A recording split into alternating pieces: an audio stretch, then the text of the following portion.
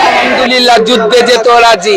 আমাদের স্বামী নাই, সন্তান নাই, আমরা নিরস্ত্র, আমরা অসহায় মানুষ।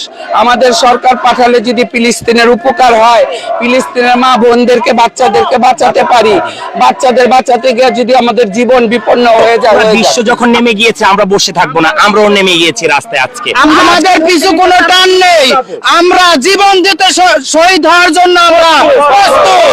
আমরা হিজড়া, আমরা জনগণের জন্য, দেশের জন্য, মুসলিমদের জন্য আমাদের জীবন, ইসলামের জন্য আমাদের জীবন শহীদ করব ইনশাআল্লাহ। আমাদের ডাকে আমরা প্রস্তুত, আমাদের জান আমরা ওইটার জন্য দেওয়ার জন্য প্রস্তুত। ফিলিস্তিন যাব যুদ্ধ করার জন্য। ফিলিস্তিনের বাচ্চারা যখন কান্নাকাটি করে, ওদের উপর অত্যাচার হয়, আমরা বাংলাদেশ থেকে কান্না বাদ আর কিছুই ওদের করতে পারি না। দর্শক, মার্চ ফর গাজা, নারায়ে তাকবীর, আল্লাহু আকবার, এই জয় ধ্বনিতে কিন্তু পুরা ঢাকা শহর কাঁপিয়ে দিচ্ছে। কি অনুভূতি আমাদের দেশের জন্য? পুরা বিশ্ব যখন নেমে গিয়েছে আমরা বসে থাকবো না, আমরাও নেমে গিয়েছি রাস্তায়। আজকে আমরা তৃতীয় লিঙ্গের যতগুলো হিজড়া জনগোষ্ঠী আছি, আমাদের মাথা দীপালি নায়েক, তাদেরকে সঙ্গে নিয়ে আমরা সরকারের কাছে আমরা যেতে রাজি আছি। ইনশাআল্লাহ। এই যে যুদ্ধে যাওয়ার যদি ডাক আসে তাহলে আপনারা কি করবেন?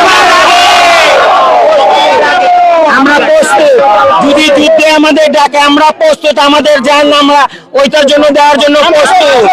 আমরা ফিলিস্তিন বাঁচানোর জন্য প্রস্তুত। আমরা ফিলিস্তিন যাব যুদ্ধ করার জন্য। ফিলিস্তিনের বাচ্চারা যখন কান্নাকাটি করে, ওদের উপর অত্যাচার হয়, আমরা বাংলাদেশ থেকে কান্না বাদ আর কিছুই ওদের করতে পারি না। আমাদের খুব খারাপ লাগে, আমাদের বুকটা একদম পেটে যায় যখন বাচ্চারা কান্নাকাটি করে, আমাদের মা বোনেদের উপর অত্যাচার হয়, আমাদের কলজাটা একদম ফাইটে যায়।